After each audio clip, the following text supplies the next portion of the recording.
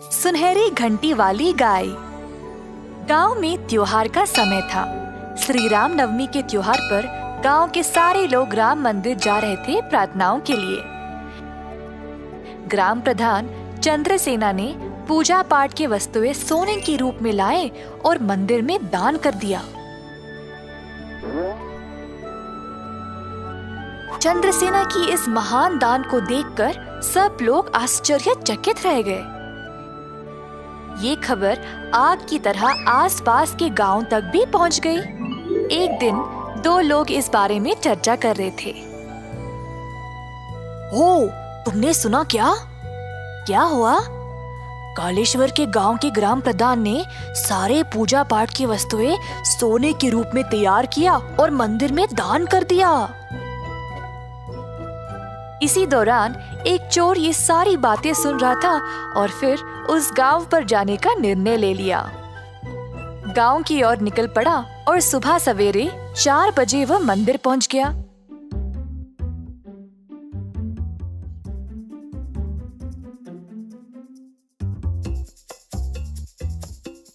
चोर ने मंदिर की कक्ष के दरवाजे को खोलने की कोशिश की। जब खुला तो अंदर सोने की वस्तुएं देखकर चकित रह गया।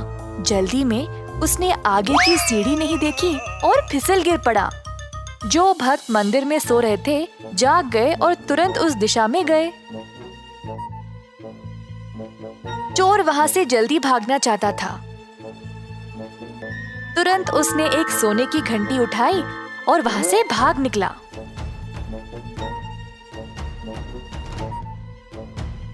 जब तक भक्त वहां पहुंचे, उन्होंने देखा कि सारे दरवाजे खुले पड़े थे और सब कुछ बिखरा पड़ा था। उनको समझ आ गया कि वहां चोरी हुई थी। सब चीजों में से सोने की घंटी गायब है। क्या तुम्हें वो आवाज सुनाई दे रही है? हाँ, घंटी की। चलो, चोर आसपास ही होगा। जैसे चोर भाग रहा था, घंटी बजी जा रही थी और लोग भी घंटी की आवाज सुनते सुनते चोर का पीछा कर रहे थे। चोर को समझ नहीं आया कि वह क्या करे। उसने घंटी को पास वाले खेत में एक गाय के गले में बांध दिया और भाग गया। जैसे घंटी बजना बंद हुई, लोगों को समझ नहीं आया कि चोर किस दिशा में भागा। हर जगह ढूंढकर वापस चले गए। अगले दिन चोर वापस खेत पर आया और घंटी गाय से वापस लेने की कोशिश की, परंतु गाय उससे दूर भागने लगी। चोर भी गाय के पीछे भागने लगा। गांव वालों ने ये देखा और जानना चाहा कि ये आदमी गाय के पीछे क्यों भाग रहा था।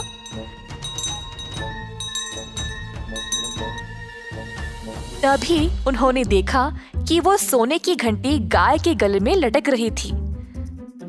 अब सबको समझ आ गया कि वही आदमी ने चोरी की थी। सब उसके पास आए और उसको रंगे हाथ पकड़ लिया।